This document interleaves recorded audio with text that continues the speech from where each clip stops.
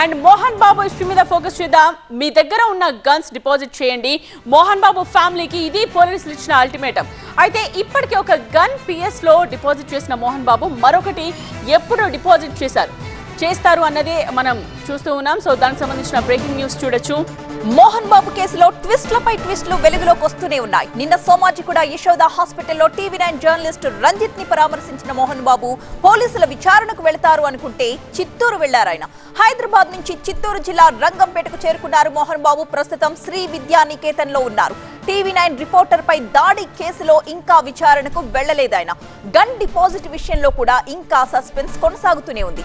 13వ తేదీన ఒక గన్ ని చంద్రగిరి పిఎస్ లో తన పిఆర్ఓ ద్వారా డిపాజిట్ చేశారు మోహన్ బాబు. మరి పిస్టల్ సంగతి ఏంటి అన్న ఉత్కంఠ ఇంకా కొనసాగుతూనే ఉంది. రెండో గన్ ఎప్పుడు డిపాజిట్ చేస్తారు అనే దానిపై ఉత్కంఠ వీడలేదు. గన్ డిపాజిట్ చేయాలని పహాడీ షరీఫ్ పోలీసులు ఇప్పటికే ఆయనకు నోటీసులు కూడా ఇచ్చారు. జల్పల్లిలో గొడవ, టీవీ9 రిపోర్టర్ పై దాడి కేసులపై రాచకొండ సిపి ఇవాళ విచారణ వివరాల్ని వెల్లడించబోతున్నారు.